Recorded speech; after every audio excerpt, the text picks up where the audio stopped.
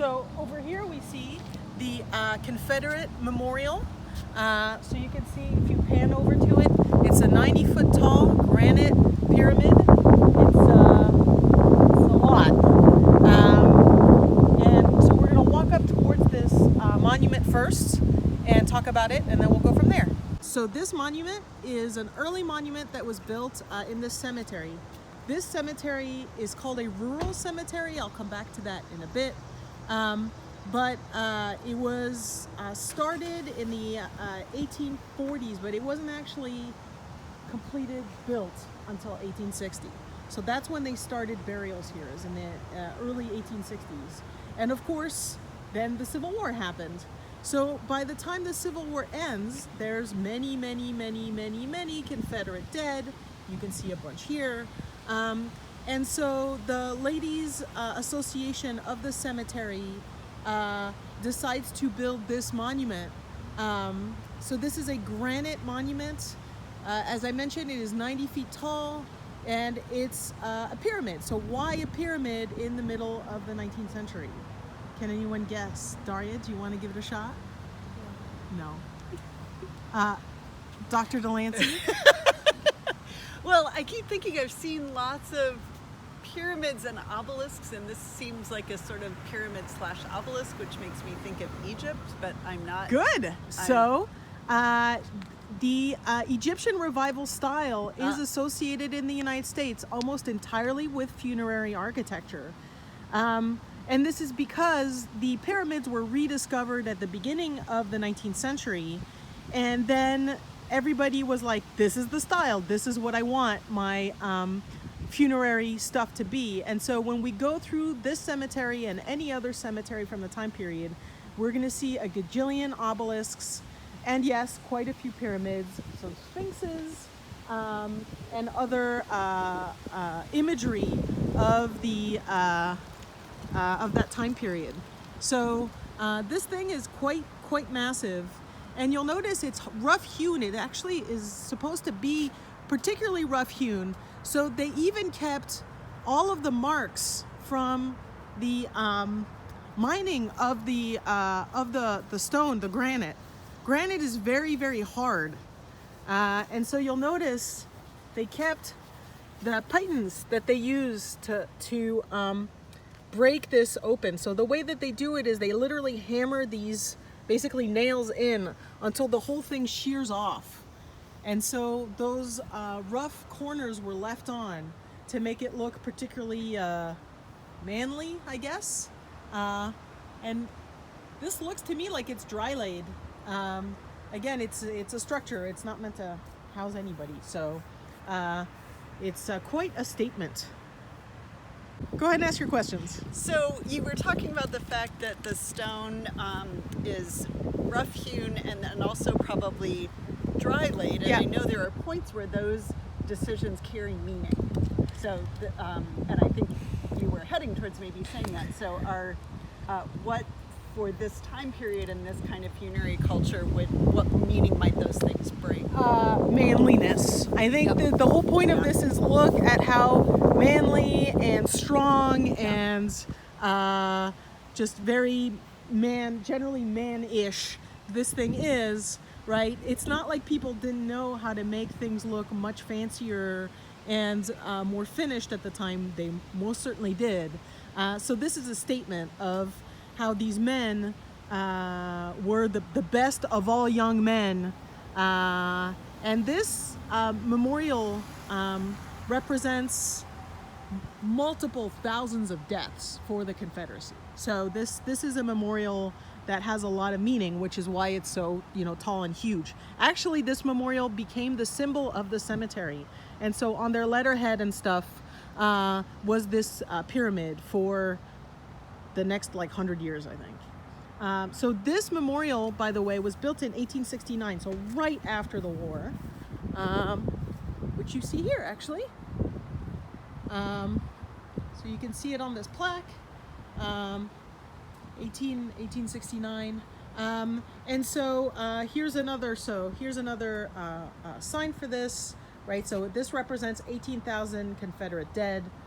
And I think that this memorial is a really interesting monument in which to discuss the difference between Confederate statues erected in Reconstruction and later versus something like this, which was really meant to memorialize war dead that had just died, right? So to me, this is extremely different than the kinds of monuments that are being torn down right now.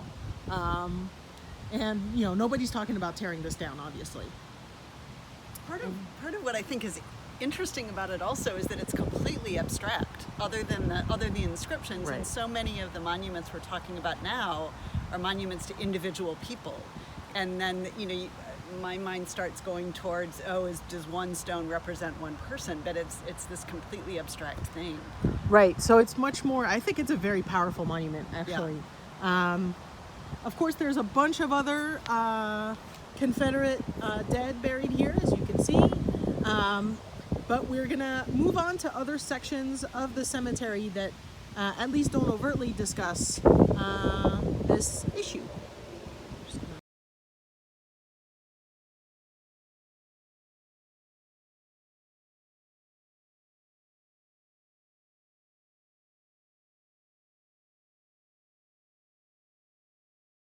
Right. What I want you to notice here is just the location that we're in. So you'll notice that downtown Richmond is really, really close, right? You can see it over here. Also, we're on a hill overlooking the railroad and the water. This land is extremely hilly, which is a feature, not a bug for a cemetery. This creates all sorts of advantages for a rural cemetery such as this one. First is that it makes it very picturesque, lots of curvilinear roads that make it very pretty to explore. The other advantage is that this is much better also for public health because it prevents flooding. So all of this is by design. All right, I want to show you one area in particular and then we'll keep moving. All right, I want to talk about this. We're going to see a few of these in this cemetery. This kind of monument is called an exedra, E-X-E-D-R-A. It is Greek. So it's a semicircular bench. Very often it's going to have antique design on it, right? So things like sphinxes are very common, columns are very common as well. The idea is that the bench is the monument and that you're meant to sit and talk about philosophy in it, basically, right? You're meant to ponder. And so it's basically a conversation circle, but in funerary form, which is kind of neat. So we're going to see a few of these as we go. Also notice, I wasn't kidding about all the obelisks. It's like obelisk, obelisk, obelisk, obelisk, obelisk. And what I love the most is that we're going to see Egyptian revival mixed with all sorts of other stuff. So in this one over here, Fitzhugh Lee, we're going to see kind of this medieval coat of arms-ish kind of stuff, which does not fit at all, might I add, with Egyptian revival. Like, those are completely at odds, but hey, it's fine because this is the new hotness in the 19th century. And so we're gonna see lots of like crosses with obelisks, which again, think about that for a second, it's really weird. And all sorts of other patterns mixed in with obelisks all over the place. So here's a monument to Jefferson Davis Jr. If you look at his birth and death dates, you'll notice that he died very young. So he died at age, looks like 21. So there's a lot to say about this gravestone. So I just want to pan up a little bit and then pan back down again. So this is what I like to call the bathtub style gravestones. I find them very awkward that there's this like space for plants in the middle, but people did what they wanted to do. I also want you to notice that this is a marble stone. You can tell it's very white and it's sugaring.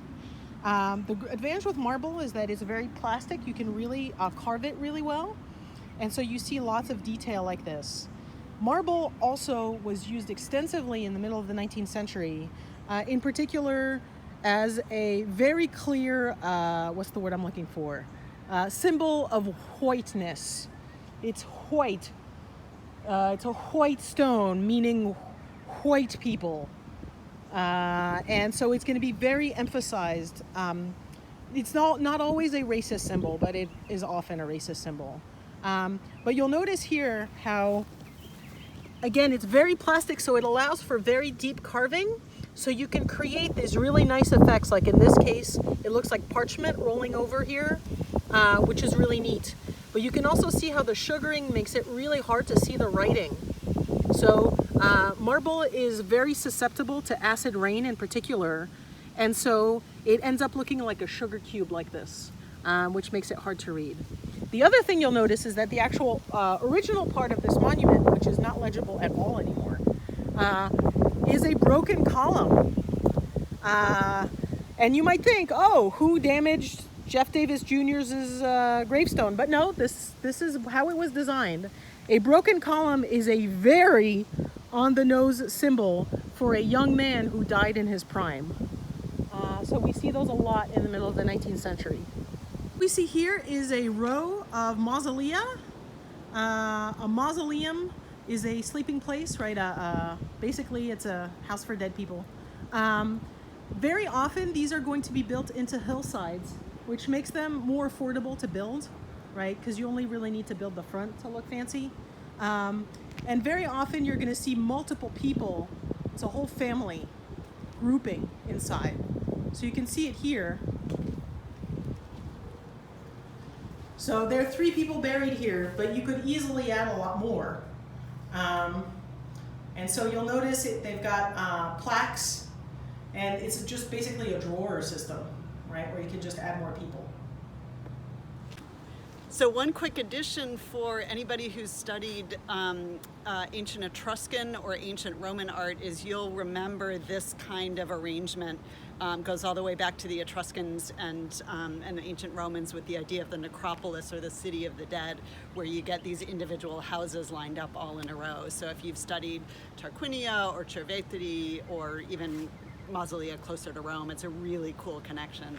Absolutely. And so in fact, this whole idea of mausolea and the whole idea of the cemetery really dates back to the 19th century when ancient times are rediscovered. So again, it's not that we didn't know about Roman or Greek architecture beforehand, but Westerners had lost that knowledge when they stopped being able to travel to those places. So when they rediscover those places, they rediscover better, or I should say more historically accurate design. So for instance, notice these correct Doric columns here, right? Notice how there's no base on them and how there's a correct triglyphs, which during the times in between, that information was often lost. Here's some infill, little tiny one. But most of these are quite large, and you'll notice they're pretty much all classical. So it is quite rare to see a mausoleum that's not either classical or Egyptian revival. We're going to see a couple exceptions, but not a whole lot. So yes, this one is a lot newer, and you can tell in large part because of the way the stone is clearly sandblasted. So the way that the stone is used makes it very, very clear that this is brand spanking new. So here you can see a great example of an Art Deco mausoleum. And you can see also how, yes, it's huge, it's very expensive, but notice you can bury a lot of people in a mausoleum. So in this one, there's 1, 2, 3, 4, 6, 7, 8, 9, 10, like almost 20 people, and there's still space for more. So yes, it's pricey, and it definitely establishes, wealth and all that, but it's also pretty efficient, I would say. So that's kind of a nice feature too. So I particularly love this one. First of all, you'll notice the rustication of the stones on the front. Again, this is granite, and it's meant to look very like masculine and heavy. It's kind of Richardsonian Romanesque, I would even say.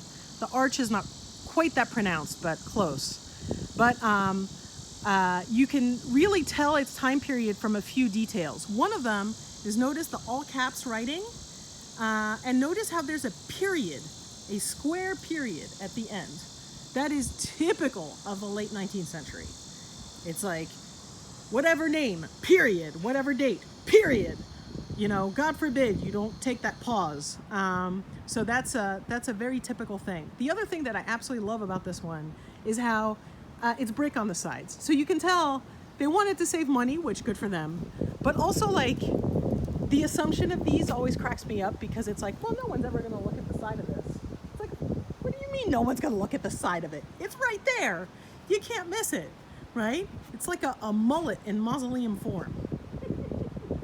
So here we see an exedra, again, really typical of the middle of the 19th century. And in fact, if you look at this one, so this one's actually a little bit later, because this person died in the 1940s.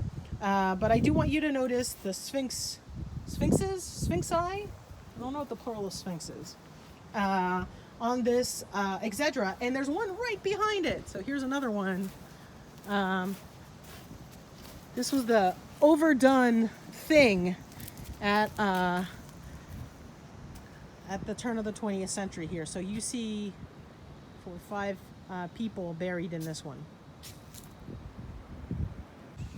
This area is really nice. You can see how it's on this hill, so it really emphasizes the picturesque of the cemetery.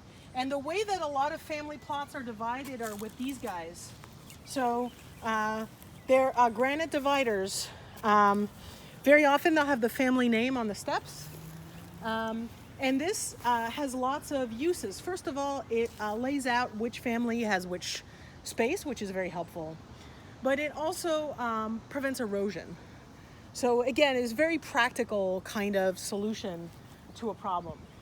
I also want you to notice quite a few of the designs here. Again, everything in this cemetery is typical but really fancy. So this is the Whole Foods version of however people were buried. So we're not going to see the less expensive materials, for instance, the white bronze that we'll see in other places we're not going to see here.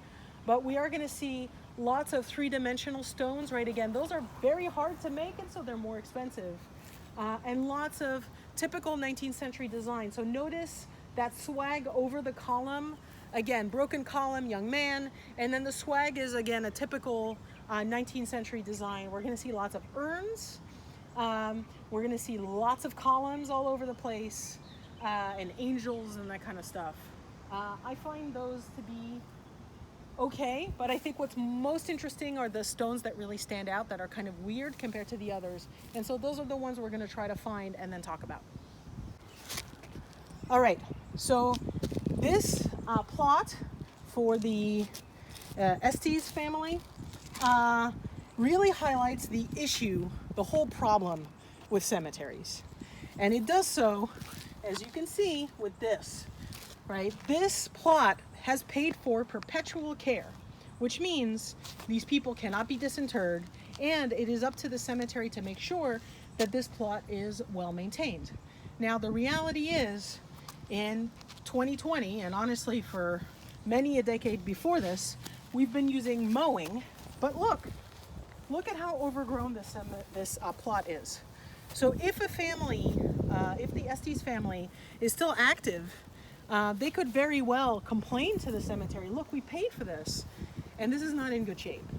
And the reality is, this whole way of paying is kind of unsustainable, except for the very richest cemeteries. And honestly, this is one of the very richest cemeteries. So if this cemetery has trouble doing it, that's a really bad sign for others. All right, I also want you to notice this guy over here. Come on over. So notice the sculpture on this guy, because it's really nice. How it's got the books at the top, the swag. So this person obviously was a Freemason and a judge. Again, you can really tell the time period from the design. Notice the period at the end of the date. Notice the epitaph in italics, and that this is marble. And so as a result, it's not in great shape. Marble, again, really fancy, really prized in the middle to late 19th century, but really not ideal for gravestones when you think about it. This is a beauty, and we're very rarely going to see this kind of stone, this kind of design, because you'll notice this is slate. Slate does not like being cut like this. Slate likes to flake. It does not like to be cut into three-dimensional things. So this stone, you'll notice if you pan around, really, really stands out. It looks very, very different than the rest. It's quite a beauty. You really don't see this usually. And what we are going to see is kind of knockoffs of this in white bronze in less expensive plots. This is James Monroe's burial site. He was actually moved, so this is not his original burial. But you'll notice that this isn't like the other things in the cemetery that we've seen. This is Gothic, right? This is pure, straight up Gothic. And not only that, but this is made of metal, cast iron to be exact. So this kind of design has a very different connotation. And to people in the 19th century, this would have been a code for older. And I know it's weird to think classical as newer than Gothic, but it makes sense if you think of it in terms of rediscovery, right? That the rediscovery of the classical really happens in the early to mid 19th century. And so for a founding father like James Monroe, Gothic is going to be much more appropriate. All right, let's keep going. Ask your question again. So was this whole thing for like just white people? And the answer is yes, this whole thing is just for white people. And it kind of screams that very loudly, right? Not just with the use of marble everywhere, but the imagery is all very white. Again, we will go to an African American cemetery, but people in Richmond were definitely segregated from birth and on through death until quite recently, honestly, until today. All right, I do like this gravestone because it has that three-dimensional sculpture, and it's quite something. I mean, it's very emotional, and we'll see a lot of those with symbols of grief, symbols of love. So it's not all, official kind of dry kind of stuff. Some of it is actually quite emotional. All right, so by now we've seen the view quite well. You can actually hear the river. If we're very quiet, you can hear the river here and the birds.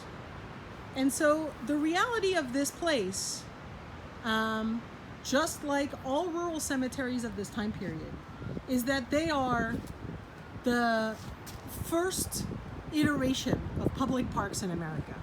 This is where people come to hang out on Sunday afternoons.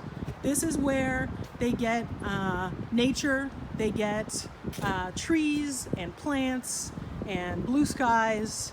But ironically, this is also where we start really messing with nature in America, because these cemeteries were also the first place where we imported new trees, right? So arboretums were still extremely rare, but people decided, hey, these monuments, they need to be beautiful. They need to look gorgeous. How do we make that happen? Well, we make that happen in part by importing beautiful trees from other countries. And that's how we start getting invasive species in America. All right, so another way to divide different plots is with the use of fencing. So what we're going to see a lot in the middle of the 19th century are these cast iron fence panels. So they're all just the same, and you just repeat them. And as long as they're painted, they'll last forever. But we're going to see once they start deteriorating and rusting, it becomes a real problem. Also, this is terrible for mowing. This is a weird stone. Notice you can really tell the time period again because of the very clear punctuation, right? All of this very strong punctuation is typical of the 19th century. Also notice the V-cut to cut the granite, and all caps, again, typical of this time period. And we're gonna see that punctuation, but also fonts in general, using uppercase, lowercase, a mix, using serifs or no serifs, notice sans serif here. That's all gonna change over time. And it's gonna go through periods of popularity, and then the popularity is gonna wane, and then other styles are gonna come in. But what I really like about this stone is how original it is, right? It's not like any of the other stones here. The reality is, in the US, we are really not inventive with gravestones. We're very, very into either fashion or just, simple, traditional religious stuff. So if you compare our funerary traditions to, let's say, European funerary traditions, we're much more conservative with a small c than Europeans are. They're much more kind of inventive and expressive with their funerary art. What do you think? Tip size, and it's a diminutive size because this was a child. And so very often when it's a child, it's just going to be a smaller stone. We're also going to see some symbols repeated a lot for children. In particular for young girls, we'll see lambs. So lots and lots of lambs, sometimes a dove. Flowers are also very common. The other thing that I want you to notice is the log cross, which is weird because of course this is marble, so it's definitely not made of logs. But this kind of rustication, right, making it look more rustic than it is really, again, super typical of the 19th century.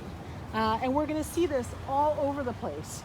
So it's very interesting because we'll see, in some cases, a single family have very formal classical forms for one gravestone, and then right next to it have like something that basically looks like logs and rocks.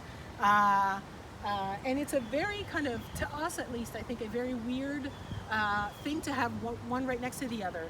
But at the time, those were just two fashions that were very dominant. So although to us it looks kind of strange, at the time it would have just been like, oh yes, this is a popular style and this is a popular style. And so it's not weird that they're right next to each other. Apologies for the mowing, but that's what happens in cemeteries. What you'll notice here though is a much older type of stone. So this kind of tablet-based stone is really typical from the early colonial era into the 19th century. This one has both a headstone and a smaller footstone right here. So this one again, headstone and then smaller footstone. This one also has the tripartite division, typical of early tablet style stones. So that central part and then the two sides, really typical. Although these are clearly later than what you would see in a colonial. For one, cemeteries like this didn't exist in colonial times, but for another, this is marble, and you're never going to see those out of marble in the early days. So to stay upright, it means that this stone actually extends really far down, because otherwise they tip over. The other thing that I want you to notice is that this stone, both of them are incised, right? So there's no raised lettering. Raised lettering takes a lot more effort, because what you have to do to create raised lettering is basically bring everything else back. That takes a ton of work. Whereas incising, just using a hammer and chisel, you can do that pretty easily. Finally, I want you to highlight the imagery here, and in particular the weeping willow, which was a symbol of death and emotion at the turn of the 19th century. All right. This is a Woodman of the World. Can you get a little bit closer? This is a Woodman of the World memorial. So Woodman of the World was an insurance company. Still is an insurance company, actually. And back, I'll have to just talk later. But just take a video of it and of the leaves. Okay. I want to mention this one. Yeah.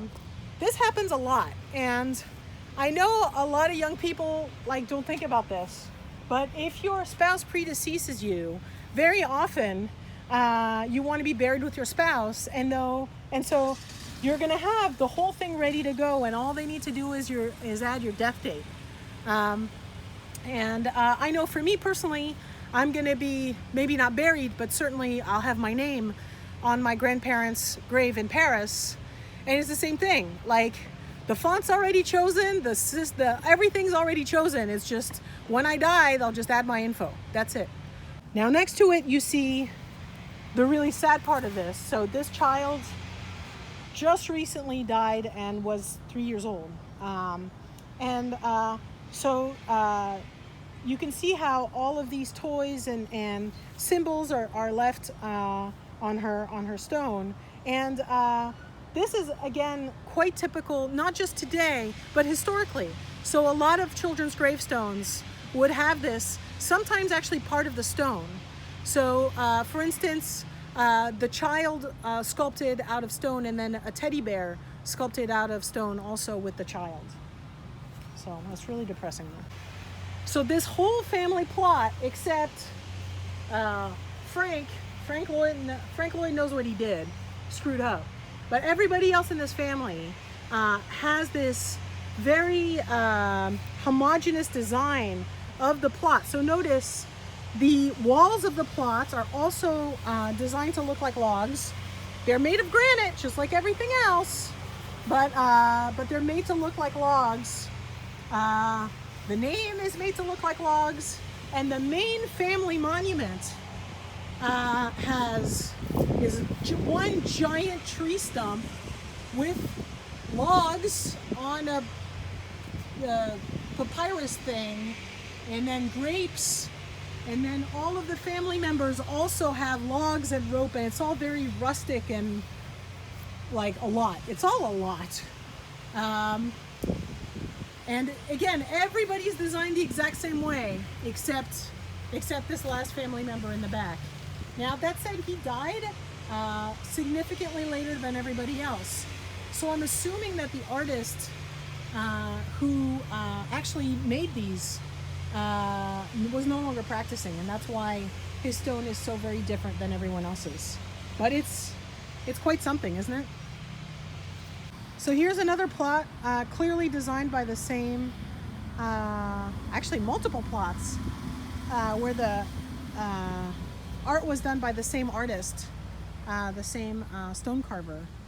So you can see again the use of this sandstone. Sandstone's really great for this kind of stuff because it's really easy to carve and make into 3 dimensions. But again, it has a tendency to erode over time. But for this kind of design, right, where it's supposed to look natural, it actually works really well, I think. Especially because you can make some really deep incisions in this stuff. Notice the doves. Sorry, dove. And notice how the face of the dove is completely gone from being out in the elements for a long time. Like, this was carved, it's just gone now. And also notice, again, more very 3-dimensional design here. So the fact that the tablet kind of overhangs also allows this carving to stay more protected. So it's a very practical, well-ish design, but you can see how the dove is really kind of in bad shape.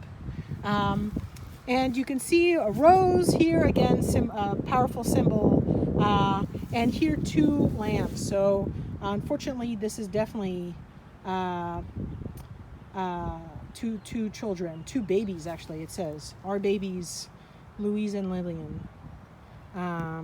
So they died very, very, very young, infants. Yeah. Means dovecote. So a columbarium is a place of niches, right? So the idea is that each of these is a person.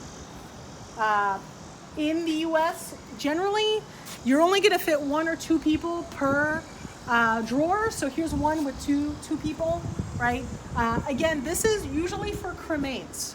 So this isn't for people who are buried. This is usually cremated remains that are put in these. One of the things I want you to notice here, though, is how everybody has to have exactly the same design. The font is the same, the size is the same, The details are the same. Clearly, they want this to look a certain way, very, very homogeneous. And so when we compare this to the columbarium at the Père Lachaise, where every single one is different materials, different everything, different colors. It's like a riot of color and information and individuality. Whereas here, people are kind of paying for everything to look the same. It's like a homeowners association, but for death.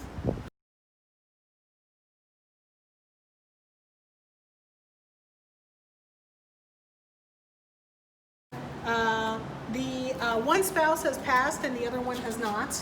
And so there's the birth date and just no death date yet. Of course, this also assumes that you want to be buried with that person and that you don't change your mind.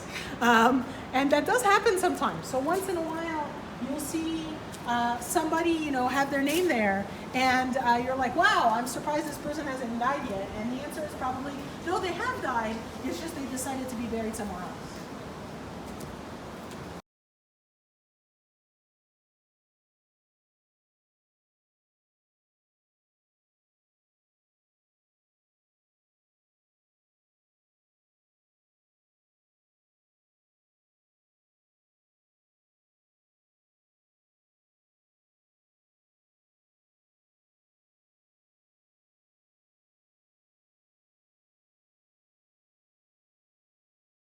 So this is actually two cemeteries, one right next to the other. The first one is East End Cemetery, established in the 1890s, so very shortly after the other cemetery, really, when you think about it. And that's because, of course, if you were African American, you couldn't be buried at Hollywood. So that didn't mean that there weren't extremely prominent African American citizens in Richmond, but they had nowhere to be buried, and that becomes a problem relatively quickly. But that said, they can't be buried in Richmond itself, and they end up being buried here. So can I turn the camera around? And I'd love to hear your opinions about this location compared to the other location. Thoughts? Oh, yeah. I'm really struck with how far out of the city we are. It really feels like we left the city entirely and we're kind of out in the countryside. The setting is the wooded setting is strikingly different. It's really beautiful, but it also gives the cemetery a completely different feel. And then I imagine that, Let's walk. being further out is going to also affect how often people can come out to maintain the cemetery, to visit graves, all of that kind of thing. So you will notice that a major issue here, if not the major issue, is maintenance. And so what you see in a lot of places, for instance, is where the ground has actually collapsed. Probably, in part because the burials were not deep enough, but in part because there was no maintenance. And so as trees grow and roots grow and bodies decompose, you end up with these kind of divots all over the place. And so the stones are fallen over, broken. Again, though, a lot of the people buried here were extremely prominent and in some cases quite wealthy. It's just that they were African American, and this was where you could be buried if you were black. And you'll notice, because it's so far out of the city and because people are not buried actively, certainly on this side anymore. We'll see on the other cemetery they still are. There's no maintenance here. Who's in charge of this land? Nobody. And so you end up with gravestones that are literally returning to nature because it's so unmaintained. Yes. There's a reason I asked you to wear shoes today. It's literally just like super deep into the woods. Like if you look over there, that's just woods. Like the. Yeah. I'm actually not sure who owns this land. I'm pretty sure it's the cemetery itself, and it just has no money. Right. Right. Thank you, Guy. And it continues, by the way. This isn't the end of the cemetery. But There are volunteers who try to clean this place up, but I mean, they can only do so much. Please don't take a video of my armpit.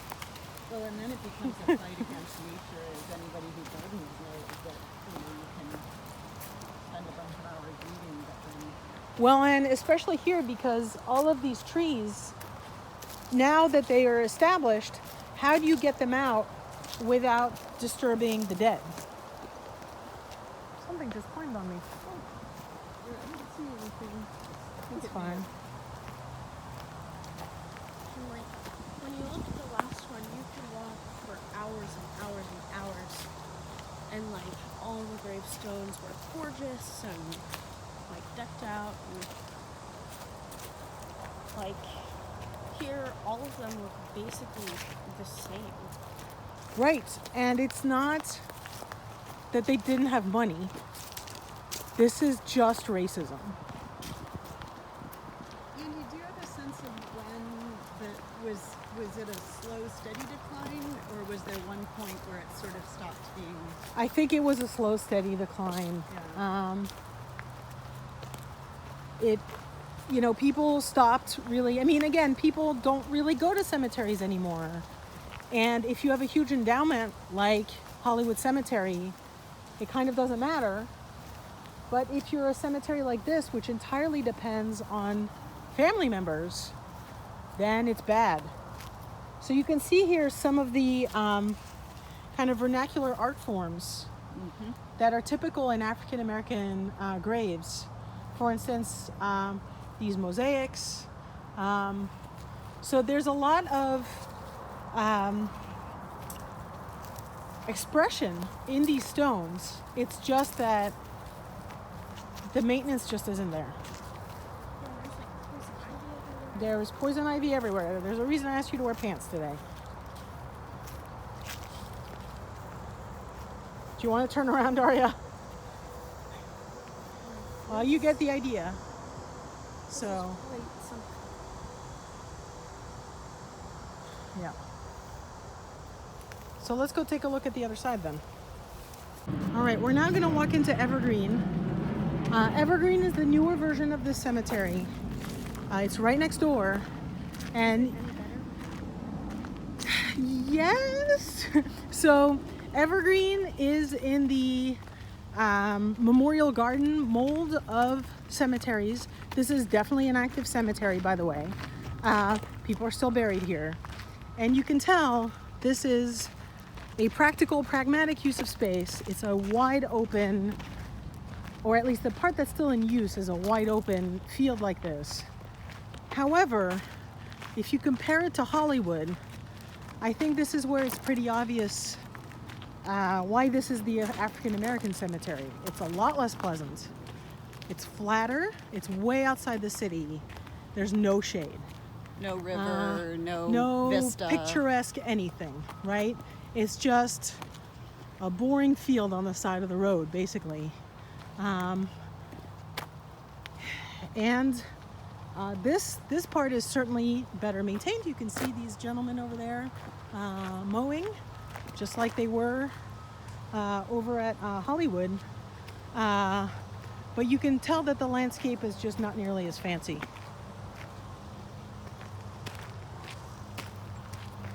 We're gonna walk around that way and then we'll come back.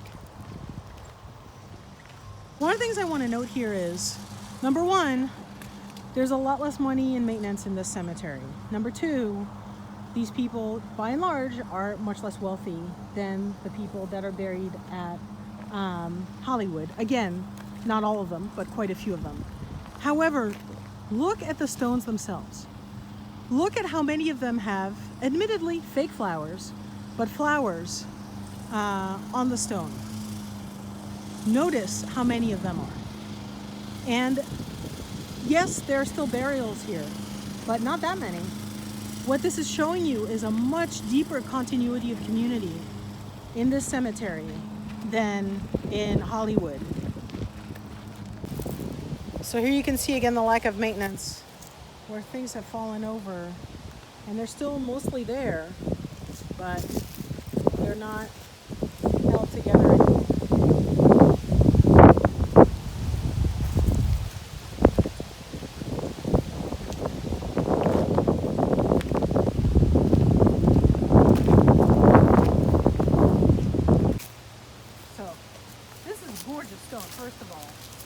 Art Deco design is lovely, right? Granite stone, beautiful incision. Notice the font, really typical of the Art Deco era. But also notice how the stone is starting to move on its base, right? It's shifted quite a bit. I'm willing to bet you, yeah, it's loose. So, you know, the mortar here really needs to be maintained, and if it's not maintained over time, the whole thing's gonna fall down. And you can see where in a lot of other areas here, the headstones have already fallen down. Unfortunately, once they've fallen, they're often very, very hard to replace, and the longer you wait, the harder it is to do. But there's a lamb there, right? So the thing that's really interesting, well, one of the things that's really interesting with these different burial traditions is that in most ways, they're actually very similar. The language is similar, the symbols are very similar, but the ways in which they're different have a lot to do with community and institutional racism, a lot more than they have to do with anything like religion or money, really. Again, it's not just that the people at Hollywood had more money, although again, some of them did, but it's a lot about just the institutional racism preventing people from being buried there, even if they were quite prominent members of society.